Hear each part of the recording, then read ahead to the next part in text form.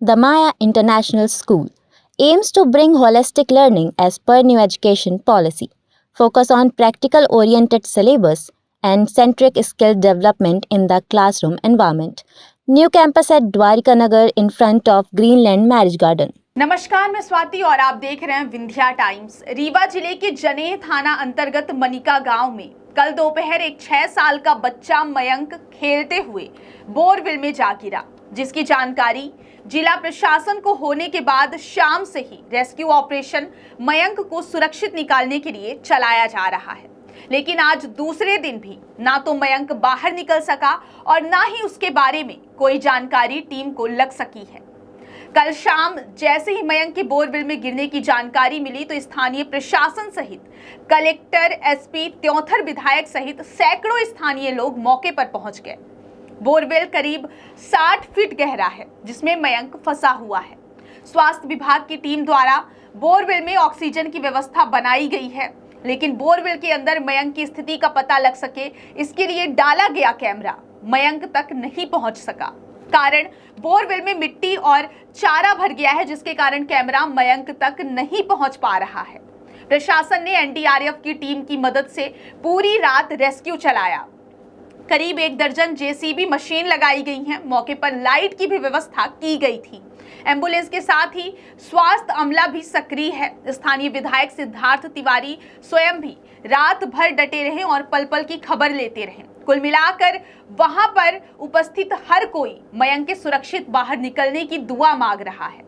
प्रशासन द्वारा मयंक को बाहर निकालने के लिए अलग से गड्ढा खोदा जा रहा है। उसके बाद सुरंग बनाकर मयंक का रेस्क्यू किया जाएगा।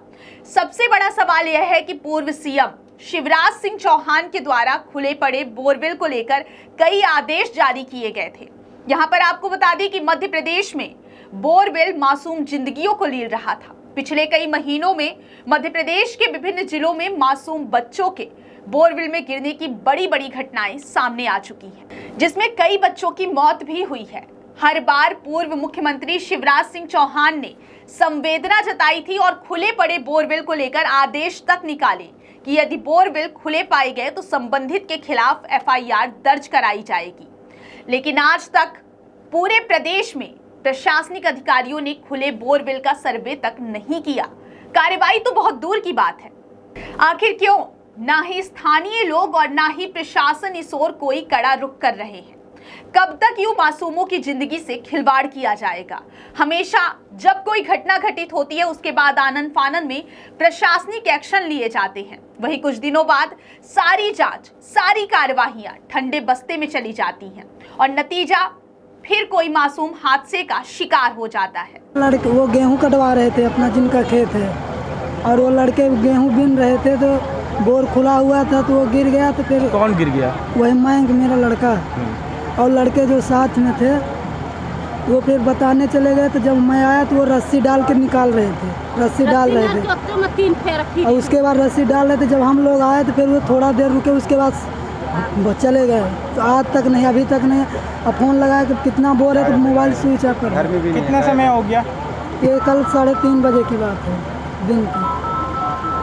क्या नाम है आपका? विजय कुमार। बोर खुला हुआ था उनका। प्रशासन अभी आपके यहाँ बच्चों को बचाने के लिए प्रयास कर रही है। किस प्रकार से मतलब अभी सफलता हासिल कर पाए, क्या कहना चाहेंगे? कुछ सफलता हासिल नहीं हुई अभी तक। प्रशासन के द्वारा आपको कोई जानकारी दी गई है? बच्चे की क्या स्थिति है अभी? क्या कुछ नहीं जानकारी, कोई जानकारी नहीं। यहाँ जने स्वास्थ्य विभाग की ओर से 2 एम्बुलेंसेज हैं, एक एएलएस और एक बीएलएस एम्बुलेंस, और ये पूरी तरह से सुसज्जित एम्बुलेंस हैं जिनमें कि वेंटिलेटर, इंट्यूबेशन की और पूरी सुविधाएं हैं। और अपने जिला चिकित्सालय से 2 बच्चों के डॉक्टर, शिशु रोग विशेषज्ञ उपस्थित हैं कि अगर बच्चे को किसी भी प्रकार की जो इनको अपने रिससिटेशन की और जो जीवन रक्षक उपाय करने हैं वो पूरी तरह से वो सक्षम हैं। ऑक्सीजन की पर्याप्त उपलब्धता है। अपने पास 6-7 जंबो सिलेंडर्स हैं ऑक्सीजन के। जैसा ये जो बच्चा है रेस्क्यू होकर बाहर आएगा, इसको तत्काल यहाँ से अपनी एएलएस एम्बुलेंस से हम सिविल हॉस्पिटल को शिफ्ट करेंगे और वहाँ जो भी आवश्यक रिससिटेशन और उपचार करना है वो किया जाएगा और पूरी तरह तैयारी है। बच्चे तक सर खाना पहुंचा है कुछ ऐसा? जी? बच्चे तक खाना पहुंचाया गया क्या? नहीं खाना नहीं, उसको तो ऑक्सीजन दी गई है, तो ऑक्सीजन ही दिया गया। क्या कितनी सफलता मिली है? कौन कौन सी टीमें इसमें लगी हुई हैं? त्योंथर के मनगा गांव में जो मयंक नाम का बच्चा है वो कल गिर गया था और फिर जब हमें उनको सूचना मिली तो जो प्राथमिक टीम थी वो सबसे पहले पहुंची। उन्होंने जो लोकल चीज़ें थी उनके माध्यम से उनको रेस्क्यू करने की कोशिश की। एसडीआरएफ की टीम तत्काल मौके पर पहुंची। एसडीआरएफ की टीम ने बोरवेल की डेप्थ को रीच करने का प्रयास किया और लगातार इक्विपमेंट के माध्यम से, कैमरा के माध्यम से हम लोगों ने प्रयास किया कि अंदर क्या गतिविधि हो रही है उसको देख सकें। इसके बाद एनडीआरएफ की टीम ने भी टाइमली आकर के अपना काम शुरू कर दिया है, लेकिन अनफॉर्चुनेटली जो डेप्थ है बोरवेल जहाँ तक हम लोग पहुंच पाए कैमरे के माध्यम से वो लगभग 40 से 50 फुट तक है और वहाँ तक कोई भी जो गुमशुदा बच्चा है उनको उसका कोई सुराग नहीं मिल पाया। इसीलिए उस पैरेलल एसओपी जो है बोरवेल की, तो हम लोगों ने पैरेलल एक खुदाई शुरू की।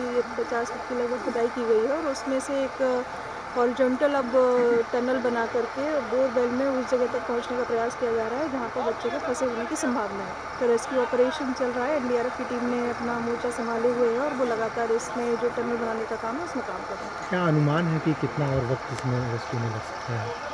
अभी जो प्रोग्रेस है और जिस तरीके से खुदाई, क्योंकि मशीनों की खुदाई एक सीमा तक हम लोग कर सकते हैं, 7 से 8 फुट के आगे फिर मैनुअल खुदाई करी जाती है, क्योंकि वाइब्रेशन की वजह से ये संभावना होती है यदि बच्चा फंसा हुआ हो कहीं नीचे गिर जाए। तो ये सब चीज़ों की बारीकियों को ध्यान में रखते हुए मैनुअल खुदाई चल रही है। तो हम लोग ये आशा कर सकते हैं कि अगले 1 से 1.5-2 घंटे तक रेस्क्यू ऑपरेशन पूरा होने की संभावना है। क्या कुछ ऐसे एक्सपर्ट बाहर से और भी बुलाए गए हैं जो कभी इस ऑपरेशन को ऐसे अंजाम दिए हैं? एनडीआरएफ की जो टीम है वो उन्होंने इस तरीके के ऑपरेशंस देखे हैं, कई सारे ऐसी। आप रात भर यहाँ पर रुके, पूरे ऑपरेशन को, सर्चिंग ऑपरेशन को आप देखते रह गए, क्या कुछ स्थिति है अभी? रेस्क्यू ऑपरेशन अब फाइनल स्टेज में है जी। एनडीआरएफ की टीम भी रात से काम कर रही है जी। 1-8 घंटे में हम कोई नतीजे पे पहुंचेंगे जी। रात भर की स्थिति रही, जो वाकया रहा, लगातार 15 घंटे से ज़्यादा का समय हो रहा है खुदाई करते हुए, क्या कुछ अभी परिजनों को क्या कुछ कहा जा रहा है आप लोगों की तरफ से? परिजनों को हम ढाढ़स बंधा रहे हैं जी। लगातार हम सब उनके साथ ही हैं पूरी रात से। मैं यहीं स्थल पे ही था जी, अभी भी हूँ और सकारात्मक सोच के साथ हम चल रहे हैं कि कुछ हमको अच्छा रिजल्ट इसका मिलेगा।